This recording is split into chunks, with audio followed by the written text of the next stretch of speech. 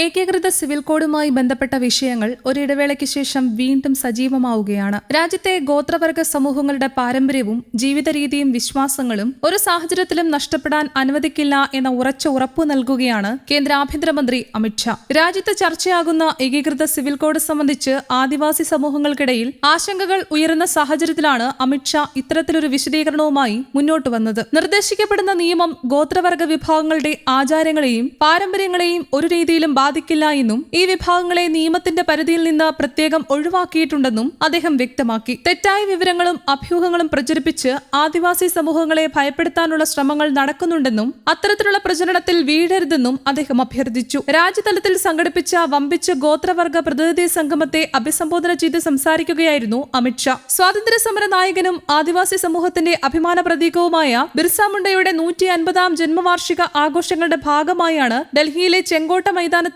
പരിപാടി സംഘടിപ്പിച്ചത്. രാജ്യത്തിന്റെ വിവിധ ഭാഗങ്ങളിൽ നിന്നെത്തിയ ആയിരക്കണക്കിന് ഗോത്രവർഗ പ്രതിനിധികളും സാമൂഹിക പ്രവർത്തകരും ചടങ്ങിന്റെ ഭാഗമായി. ഈ വേദിയിൽ സംസാരിക്കവേ ആദിവാസി വിഭാഗങ്ങളുടെ തനതായ സംസ്കാരവും മതവിശ്വാസങ്ങളും സാമൂഹിക പാരമ്പര്യങ്ങളും രാജ്യത്തിന്റെ വൈവിധ്യത്തിന്റെ അവിഭാജ്യ ഘടകമാണെന്ന് അമിത്ഷാ ചൂണ്ടിക്കാട്ടി. ഏകീകൃത സിവിൽ കോഡിനെ ചുറ്റിപ്പറ്റിയുള്ള ആശങ്കകൾ അടിസ്ഥാനരഹിതമാണെന്ന് അദ്ദേഹം ആവർത്തിച്ചു. ഈ നിയമം ഒരാളുടെയും സാംസ്കാരിക സ്വാതന്ത്ര്യം ഇല്ലാതാക്കാനോ അവരുടെ ആചാരങ്ങളെ തകർക്കാനോ വേണ്ടിയുള്ളതല്ല. പ്രത്യേകിച്ച് ഗോത്രവർഗ സമൂഹങ്ങളുടെ പാരമ്പര്യപരമായ അവകാശങ്ങൾ ഭരണഘടന ഉറപ്പു നൽകുന്നവയാണ്. അതിനെ സർക്കാർ ഒരു സാഹചര്യത്തിലും ലംഘിക്കില്ല എന്നാണ് അദ്ദേഹത്തിന്റെ വാക്കുകൾ. ആഭ്യന്തരമന്ത്രി എന്ന നിലയിൽ ഗോത്രവർഗ വിഭാഗങ്ങളുടെ മേൽ ഒരു വ്യവസ്ഥയും ബലമായി അടിച്ചേൽപ്പിക്കില്ല എന്ന് അമിത്ഷാ ഉറപ്പു നൽകുകയും ചെയ്തു. അതേസമയം മതപരിവർത്തന വിഷയത്തിലും അദ്ദേഹം ശക്തമായ നിലപാട് പ്രകടിപ്പിച്ചു. ഗോത്രവർഗ സമൂഹങ്ങൾ തങ്ങളുടെ പാരമ്പര്യ വിശ്വാസങ്ങളെയും ധർമ്മത്തെയും സംരക്ഷിക്കേണ്ടത് അനിവാര്യമാണെന്നും അദ്ദേഹം അഭിപ്രായപ്പെട്ടു. സ്വന്തം വിശ്വാസത്തെ സ്വാതന്ത്ര്യത്തോടെയും അഭിമാനത്തോടെയും പിന്തുടരാനുള്ള അവകാശം ഓരോ പൗരനും ഭരണഘടന നൽകുന്നുണ്ട്. എന്നാൽ സ്വന്തം സംസ്കാരവും വിശ്വാസവുമാണ് ഒരു സമൂഹത്തെ അതിന്റെ വേരുകളുമായി ബന്ധിപ്പിച്ചു നിർത്തുന്നതെന്ന് അദ്ദേഹം പറഞ്ഞു. ഗോത്രവർഗങ്ങളുടെ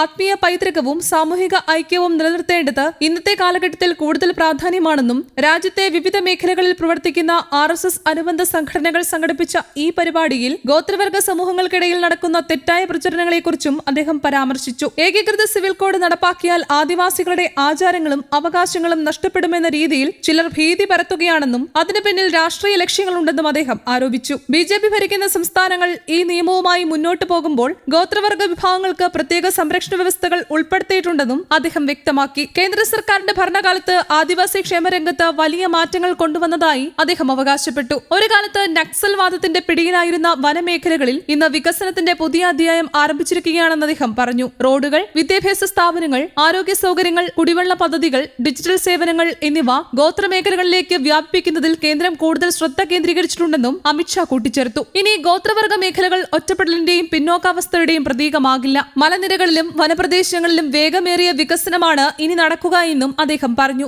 ഗോത്രവർഗ ക്ഷേമത്തിനായുള്ള ബജറ്റ് വിഹിതം ഗണ്യമായി ഉയർത്തിയതും അദ്ദേഹം ചൂണ്ടിക്കാട്ടി. മുൻപ് ഏകദേശം 28,000 കോടി രൂപ മാത്രമായിരുന്ന വകയിരുത്തൽ ഇപ്പോൾ 1.5 ലക്ഷം കോടി രൂപയായി വർദ്ധിപ്പിച്ചിട്ടുണ്ടെന്ന് അദ്ദേഹം വ്യക്തമാക്കി. മുൻ പ്രധാനമന്ത്രി അടൽ ബിഹാരി വാജ്പേയി രൂപീകരിച്ച പ്രത്യേക ഗോത്രകാര്യ മന്ത്രാലയം ഈ മേഖലയിലെ വികസനത്തിന് അടിത്തറയിട്ടതായും അദ്ദേഹം പറഞ്ഞു. രാജ്യത്തിന്റെ ചരിത്രത്തിൽ ആദ്യമായി ഒരു ഗോത്രവർഗ വനിതാ രാഷ്ട്രപതി പദത്തിൽ എത്തിയതും കേന്ദ്ര സർക്കാരിന്റെ പ്രതിബദ്ധതയുടെ തെളിവാണെന്ന് അദ്ദേഹം അഭിപ്രായപ്പെട്ടു. ദ്രൗപദി മുർമുവിനെ രാഷ്ട്രപതിയായി തെരഞ്ഞെടുത്തത് മുഴുവൻ ആദിവാസി സമൂഹത്തിനും നൽകിയ ബഹുമതിയാണെന്നും അദ്ദേഹം പറഞ്ഞു. സ്വാതന്ത്ര്യം ലഭിച്ച് പതിറ്റാണ്ടുകൾ കഴിഞ്ഞിട്ടും ഒരു ഗോത്രവർഗക്കാരനും രാജ്യത്തിന്റെ പരമോന്നത ഭരണഘടനാ പദവിയിൽ എത്തിയിരുന്നില്ല. സാധാരണയൊരു ആദിവാസി കുടുംബത്തിൽ നിന്നുള്ള സ്ത്രീ ഇന്ന് രാഷ്ട്രപതിയായി ഉയർന്നത് രാജ്യത്തിന്റെ സാമൂഹിക നീതിയുടെയും ഉൾക്കൊള്ളലിന്റെയും പ്രതീകമാണ്. ഒഡീഷയിലും ഛത്തീസ്ഗഡിലും നിലവിൽ ഗോത്രവർഗ സമൂഹത്തിൽ നിന്നുള്ള മുഖ്യമന്ത്രിമാർ അധികാരത്തിലിരിക്കുന്നതും അദ്ദേഹം എടുത്തു പറഞ്ഞു. രാജ്യത്തിന്റെ ഭരണ നേതൃത്വത്തിൽ ആദിവാസി വിഭാഗങ്ങൾക്ക് കൂടുതൽ പ്രാതിനിധ്യം ലഭിക്കുന്നതിന്റെ സൂചനയാണിതെന്ന് അദ്ദേഹം അഭിപ്രായപ്പെട്ടു. പശ്ചിമബംഗാളിലെ നിയമസഭാ തെരഞ്ഞെടുപ്പിൽ ഗോത്രവർഗ സംവരണ മണ്ഡലങ്ങളിലുണ്ടായ വിജയവും അദ്ദേഹം പരാമർശിച്ചു. പ്രസംഗത്തിന്റെ അവസാനം ഈ മഹാസംഗമത്തെ